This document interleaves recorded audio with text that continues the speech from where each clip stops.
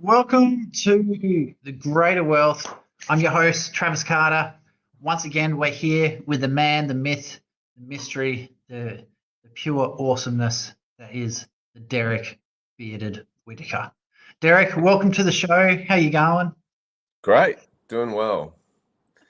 I have to say, Lots of I'm still excitement, impressed with getting that lots of. intro. What's that? I was going to say, I'm still impressed with that intro video. Like, how long ago did I make that for you? Anyway, You're great. It's a great distracted. video maker. Yep. Too many coffees. That's what it is. Mm. Anyway, what a week. Um, yeah, just geopolitical stuff. Epstein files are out. Iran's about to get a beat down, and silver has gone bonkers. I think that's the only word we can use for it. Like genuine, absolute bonkers. Um, so I know we're on a limited time frame. There's so much to cover. So how about we just jump straight into it? But before we do that, I do have to do one more thing because Mr. Whitaker, you do have an event coming up, don't you? I do. It's happening on the 12th in Perth, in Belmont. There's the link. Love you to grab a ticket. And we'll be talking about the outlook for 2026 and what's actually ahead and what's going on as far as the markets are concerned, the economies, and where the opportunities are, where the exciting times are, I believe. And it's going to be a wild ride, 2026. It's going to be a very volatile market, in my estimation. Mm-hmm. So I And did it's actually already use the proving wrong to. link there. Oh, did I? I'm So, sorry. no, I used the wrong link, so I'm just making sure I get the right one for everyone else. So that's all good. Let me go fix that, and the link will be on the bottom of the screen very, very, very shortly. So yes, you do have a show coming up. For everyone out there, please, please, please go see it. It will be an absolute huge game changer for everyone. So yes. Well, I had a really fun experience the other day. I was doing some updates on what's going on geopolitically in certain asset classes and this sort of thing. And I was talking about the price of silver and how it had gone right up so high. And one of my students is sitting there and he goes real quiet for a little bit. And so I checked in with him later. I said, "Are you okay?" He says, "Yeah. I just I just checked on that investment that I did um, all those years ago.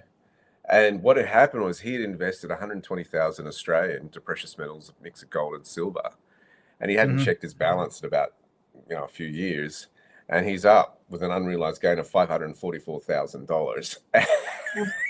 Oh, what a great problem to have. And so I said, "Okay, have you told your wife this?" He says, "Oh, I've sent her a screenshot, but no, she's busy at the moment." And I'm like, he said, "Oh, that's pretty good. I haven't had a win in a while. That's a good win to have." And he probably So, just lost about he probably uh, just lost about 100,000 of it. well, possibly, but if you're investing in this sort of stuff, you got to think very long term, and that's the thing. That was before the dip that's happened, and let's talk about that. So, if we have a look at a chart at the moment, and this is in US dollars, these silver charts, it has been in a phenomenal situation where over the last few months we have seen silver go from crazy amounts. Now, this is in ounces. Um, Oh, there you go. Yep, cool. So it's trading currently at about $79 a US an ounce. Now, if we look at where it was, almost, what is that? I can't see the time. November. Except if we look at Yeah. November, it was looking at, $50 an ounce. Then it's skyrocketed up over the number of weeks, leading right through to Christmas.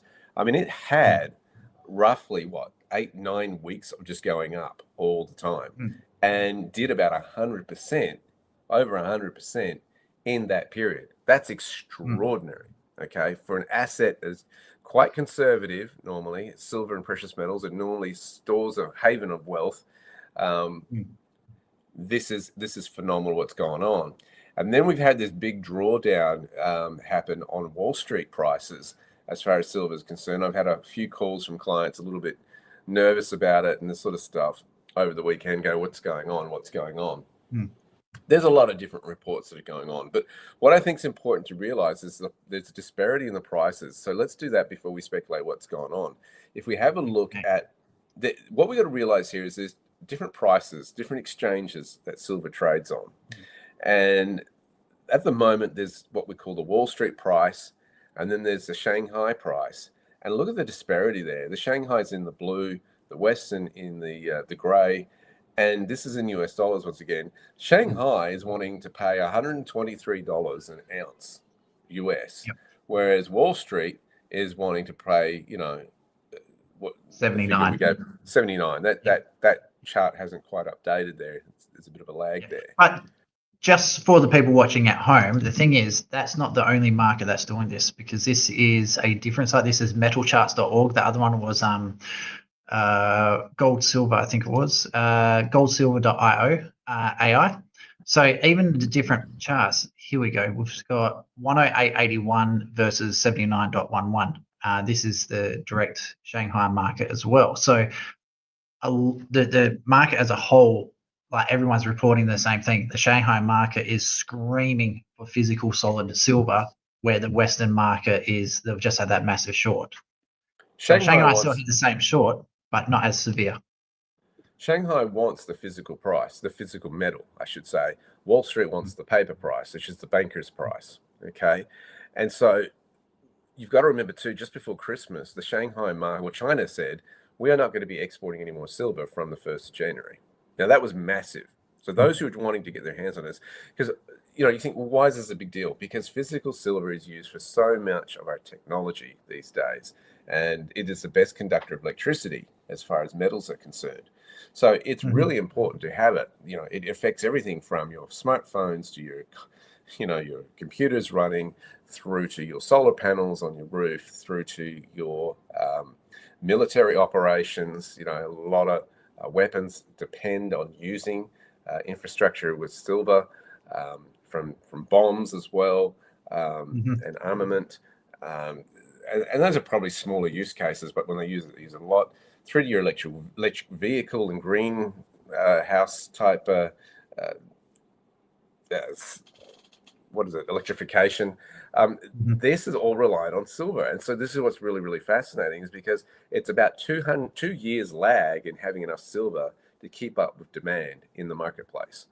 And Samsung just did a deal just before Christmas with a mining company in Mexico, and they have 2 years rights access to their silver. Now, why is that significant? Well, Samsung is developing a battery in the electric vehicle space where it will go about 900 miles, and I think its charging time is about 15 minutes, which massively helps people who have what they call range issues or range anxieties when you hop into an electric vehicle. But it's going to require that battery 1 kilogram of silver. The demand is going to go up in terms of moving towards the smart AI era. And so this puts us in a predicament where we're already behind in manufacturing on silver. And you've had for years banks short this asset and suppress the price for a long, long time. And this is what I think has happened. This is a lot of speculations about as to why the price went down last week or over the weekend. And it's really, there's a lot of rumors. We don't know the full facts, okay? But there's a lot of rumors that it was perhaps the banks that were shorting it. Now, what does that mean? That they are selling, doing a trade where they are selling before they are buying. In other words, they are hoping to sell it at a high price and buy it back at a low price. Now, that messes with a lot of people's head, and I get that. It takes a while for me to understand it when I first came across it. But think of it this way: is that if you can start selling something before you actually own it, then you're selling at a high price, and then you can manufacture it perhaps at a lower price. I'll give you an example. I know a smart entrepreneur who, when plasma TVs were all the rage, they were the new thing. There was a shortage, I think, in Australia for that. And he figured out there was a factory in China he could get it very cheap for. So he didn't have $250,000 to actually do the deal. So he started selling them before buying them, saying it's going to be like a 40-day period of delivery before you're going to get them. And so he gets all the orders in, he's got the capital to do the order in China, and then he took the risk of bringing them over, and he was applying for every credit card he could get, all this sort of stuff to do the deal. But that was really interesting to watch that, and then came back and delivered them for profit. It's the same sort of concept. the bankers have been shorting this price for a long, long time, hoping it will go down. Now, the rumors are that some banks have been buying it while the prices are down after they've done that big gain in terms of it coming down. So they put a lot of pressure on the price, wanting to short it and push it down. And there is a rumor that one or two of them have been buying it at very low prices in the meantime, and now they're flipping the switch and going long. In other words, they want it to go from low prices to high prices. Now, these are rumors. They're difficult to prove, but it is interesting when you have charts come up that show when the trade orders have gone through at different price points and they're big orders on the futures markets. What's also interesting in Spain, do you want to show that chart? Actually, there is a rumor on X. That's what I was about to ask. So here you go. Just so people understand here on this one, the 633 that's got the underline bit, that's how many contracts they have. Each of these contracts are 5,000 ounces at a time. So that's over 3 million ounces of silver. It's about $240 million worth of silver in this deal here. Now, put that I want to add to this perspective. So industrial use per year, this is troy ounces per year, you're using about 600 to 650 million troy ounces of silver. This is worldwide production. This contract is about maybe 3/5 of the world's silver production, what's used in production in one contract. It's massive. And what you've got to realize too, these are futures contracts. Now, futures contracts are not like the stock market. Futures contracts, when they expire, a deal has got to happen. So if you're selling it, right, you've got to then deliver on what the underlying asset might be. Meantime, if you're buying the asset at expiry, you've got to actually buy the consignment that you've said you signed up for.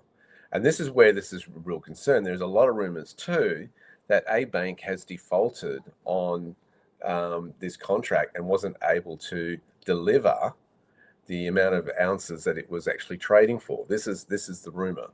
So can we say it with certainty? No, but there's a lot of whispering going around, a lot of people claiming they know what's going on.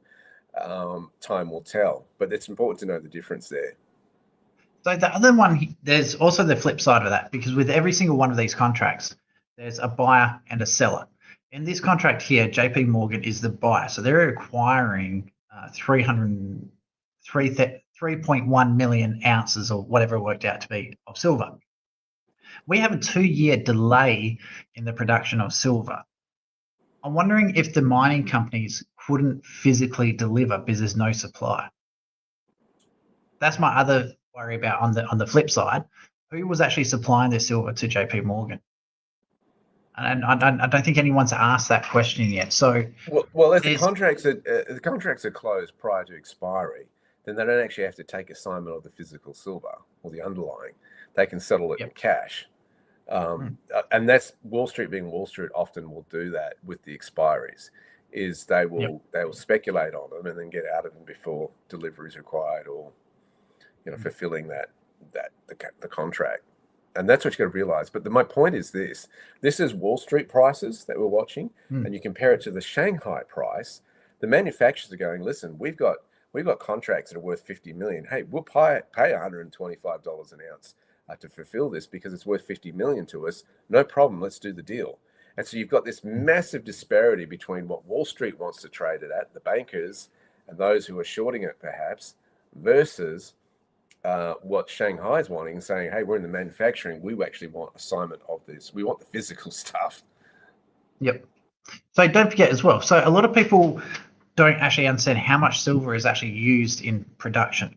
So it's about 55% of the world silver that is produced, 55 to 60% is actually used in manufacturing. It's not actually used in jewelry and all that sort of stuff. That's actually a small percentage of it. So if we were to take, just to put this in so people can understand how big of a discrepancy the Shanghai market has compared to the Western market, assuming the $20 difference. If you took this order, the 3.165 million ounces, and sent all of that to Shanghai and closed it out for a $20 profit per ounce, you'd be looking at nearly $65 million US profit. Yeah, it's So big. that's not bad for a single day's trade. Right, but then you have the cost of actually having to ship it over and all that sort of stuff, insurance costs and handling costs. Yep. But yeah, the point taken, it's a big arbitrage trade if you were to do that. I'm not suggesting they would. I think the banks want to hang on to it. I think the banks have realized they're going to be bullish on this. But yeah, they want to be the ones that are holding the biggest slice of the pie. So with the way I'm looking at this one, have you ever seen a bank make large purchases in an industry that's going to collapse? Have I ever seen I personally haven't. So investment banks, have you seen, let's say, as typewriters were going out of business, did you ever see the banks go, oh, you know what, we'll buy that typewriter business? No, no, of course you not. just don't see it. So but when you look at, we did see the collapse in 2007, 2008 of banks that were buying those wrapped up mortgages, right? Those junk mortgages. And we saw those collapse, and those banks had to be bailed out by the US government in those instances, which affected the entire real estate market, and then went on to a global financial crisis. But then have a look at what happened to the property markets after that. Yeah. Banks that survived and got bailed out made an absolute killing on it because the property market isn't going out of fashion. It's just had a massive, the downturn was bigger than what they anticipated. It's not that the houses were going out of fashion. So silver is another one of those things. It's not going out of fashion. So the way I'm looking at this, the silver market has taken a massive dip. I don't think this is a crash. I don't think it's the bubble bursting like the dot-com burst. To me, this is a lot of contracts at the same time got enacted. A lot of banks will have like a portfolio. So they'll have a property portfolio, they'll have a silvers portfolio, they'll have some sort of joint venture investments. So they're pretty levelly invested across the board. And with the silver and gold doing what they've done, to me, they've gone, you know what? This is massively high. Let's take the profit out of this and disperse it over all the other industries, because you have a look at NVIDIA at the same time, they went up. A whole heap of other these tech shares also went up. They had lots of investments coming back into them, so that's why they went up. So I think this is more of a leveling from not just the silver side of things. I think a lot of the banks and a lot of large investors have leveled off their investments. They've taken profits from this one, reinvested it into somewhere else, and we're already starting to see it starting to climb again out of market, like trading hours. So I'm really, really excited on this one. Personally, I do have silver investments, so I'm not selling up anytime soon. Well, yeah, I mean, it depends whether you've got a paper trade or a physical trade, because those wanting to get in on the physical, it's really hard at the moment. If you have a look at some of the dealers around, my favorite dealer at the moment, their inventory is just so low. They're trying to get supply in. And you're getting a lot of messages from mints around the world, US Mint and even our Perth Mint, was saying that, you know, we've got to clear a lot of back orders, or the US Mint was like, we're not taking any more at the moment. And if you actually look at what the Perth Mint was doing, they're saying on their most popular coin, silver coin, Kangaroos, which is the cheapest one they make, yeah, we're not taking any more orders on it. I've had a quick look on their webpage before getting on air here, and yeah, it's crazy the price they're selling it at. The last time I looked, it was $120 ego, $128.28. That's gone up since I looked at it on the silver rectangular individual bullion coin, and then you go, that's a platinum. That one, that's not the right price there. That's not the kangaroo there. That's not silver. That's bullion. Sorry, that's platinum. Just give me one moment, Derek. For some reason, my camera has decided to turn itself off. Bullion coin silver tube. So we can see here. 126.41.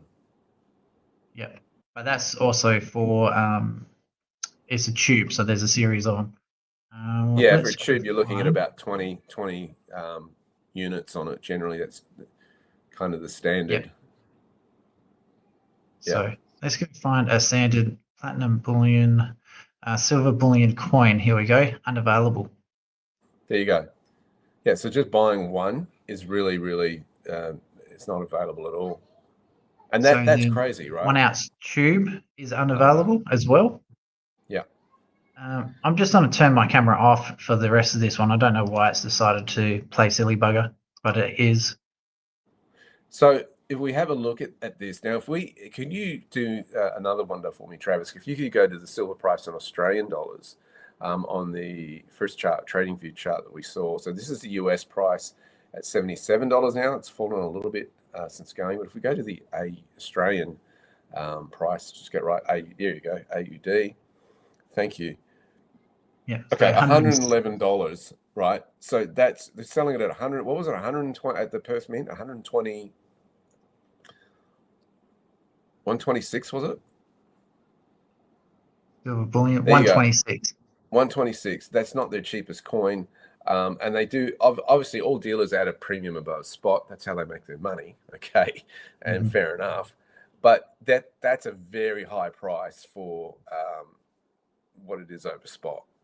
So that disparity there. And look, I have found there are other dealers that will sell those same coins for less, but they're just out of stock at the moment. You can't get your hands on them. And so, yeah, that's a half ounce, $66. Yeah, but as well. What's that? So the half ounce is out of stock. Yeah. Platinum's out of stock, no longer available. So a lot of these silver things are just no longer available, or they just don't exist. Out of stock, no longer available. No longer available. No longer available. So it's, yeah, silver's definitely going. So it's constantly moving now as well. So there's a lot of volatility, a lot of trading going on at the moment. And you can see the rebound here. So it went all the way back up to 120, 125 Aussie dollars before it. So it went all the way up, came all the way down to the bottom of this wick. And it's gone all the way back up again. And now it's come back down to about here. So the 111. Yeah. So is it getting support at that? Well, it's about $80 US. Is there support at $80 US, which is about 110 Australian? Yep. So you're looking at that. That's about a $20 swing. If you have a look over here, let's just get rid of that one. Some of the biggest swings over here, top there, down to here. That's prior to all of this mess here. This swing here was considered huge. That just doesn't happen if you zoom right out. Like you can see the history of silver. It just doesn't have these massive swings. So this is all the way back to June 2024, April 2024. So we can go even further. There's a bit of turbulence here, April 2024, but nothing in the same categories as what was going on recently. So the other thing that you'll notice is what we call the long wicks of the candle, right? Which is indicating the volume of trading that's going through. So these price differentials that started at the top of the wick ended at the candle. There's a candle in the wick. And so those little lines that are coming out of those rectangles, we call those the wicks. And the longer the wicks, the more volatile. So that's what its price ranges were within that trading session, that time, versus what it started at and what it ended at. And I think it's really, the wicks are getting longer and longer at the moment. So I think it's really important just to explain something to people. Each of these candles, if you have a look up here where it says 1D, each of these little green and red things equals 1 day. When it's green, this is where the market started and this is where it closed. So the starts at the bottom, closes out the top, moves across to the next candle. When it's red, it starts at the top and it's come down. So that's the opening of trading, that's closing of trading. During the trading period, it's gone up to the top and down to the bottom of the wick. That's the full range of movement for that segment. So in this situation, it's 1 day. So if we look at this one here, it's called a hammer. The wick went all the way up to 170, but it went all the way down in a single day to 148. So you're looking about a $52, $53, sorry, $23, $24, $22, $23 movement in a single day, which prior to the last couple of days has been huge, but it's stopped relatively there. It didn't really move much by the close of business. So it went all the way up, all the way down in a single day. So that just shows how much people were trading on that 1 day. And you can see it's gone from 171. It's gone from 171, the wick of that candle there, almost 172. Yeah, right down to all the way down to here. Down to here. So And we're looking for a support line as far as trading is concerned and where the resistance is. But you know what? You can't ignore Shanghai and what its market's prepared to pay for it. And again, going back to that chart, that's the Wall Street chart that we've been looking at. This is where a lot of the feeds are coming off as far as the dealers for the retail market is concerned. They're looking at that one. But the manufacturing market is going, hey, give it to me. I don't care because our contracts are worth, 50 million or whatever. We'll pay a few extra bucks for those ounces. To be honest with you, I think it's getting kind of close to the support. Excuse me. But this is one of those ones, it's really hard to say where the support is because there's so much movement on it.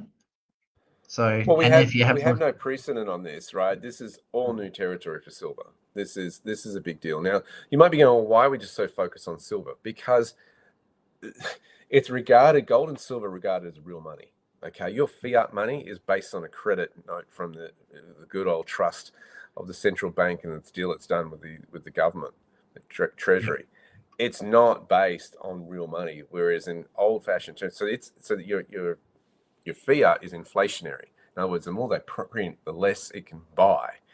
Whereas a good old-fashioned gold and silver, it depreciates in value. In other words, it goes up and can hold its value. But we're looking at this and what silver is doing. It looks like it could buy more, and gold is changed. And I say this is a big indicator. I believe that we're going back. The US is going back onto the gold standard, and we've seen early indicators of this kind of movement happening. Russia was looking at doing this with its ruble when it got sanctioned some years ago. We look at Zimbabwe with its new issuance of currency called Zimbucks, which is backed by gold, silver, and foreign currencies. We also see this kind of indication with the Genius Act that the United States passed in relation to the crypto market, saying stablecoins had to be backed by something. It couldn't be made out of thin air. So there's this trend going where money has got to be backed by something. And again, for the bankers, that's gold. They say for those out on the street, it's silver. For the manufacturers, well, they look at it from a whole different perspective. And that's the anomaly around silver. Yep. So the one final thing I'm going to do before we wrap up, Derek, you can see there in the news. Now, this is one of the reasons I love tradingview.com. They give you all the news events that are coming up, any earnings that are coming up. It's a great source of information, and their charts are actually really easy to read. You can see here, Newswire is actually reporting that. We can't actually. It's only seeing myself. Yeah, I had it on there before. So if we go back to this one here, so you can see down here, sell-off in gold, silver offers buyers opportunity. Market talks. This is from the Newswire, who does regular reporting on the foreign exchange trading, gold, silver, commodities, and stuff like that. Really great source of information.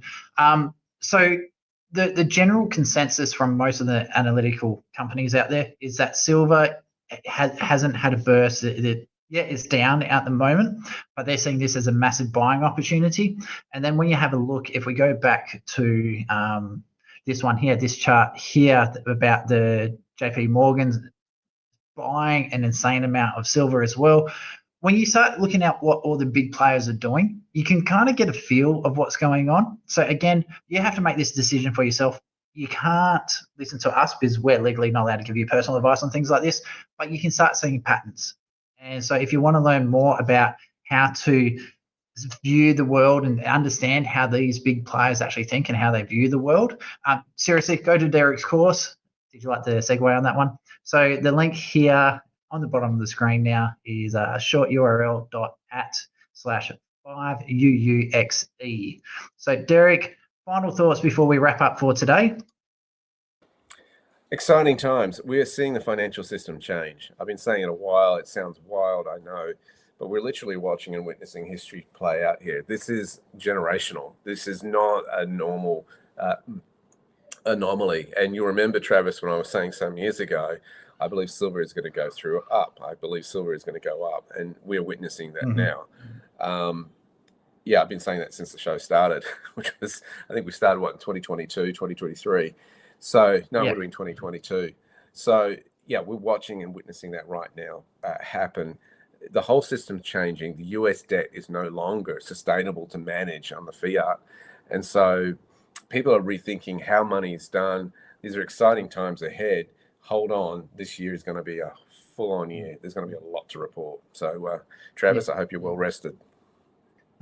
No, definitely am. So anyway, Derek, once again, thank you very much for coming in. I don't know what's going on with my camera. I'll have to go get another one. Anyway, so this has been the Greater Wealth for the people watching online. Thank you for tuning in. Please do go see Derek's course. They're great live events, and it's a great place to actually ask questions that you really can't put to the public. But other than that, help him out. Go see him, blueskyfactory.com.au, and another amazing place for all sorts of information. So this has been the Greater Wealth on edgeradioaustralia.com.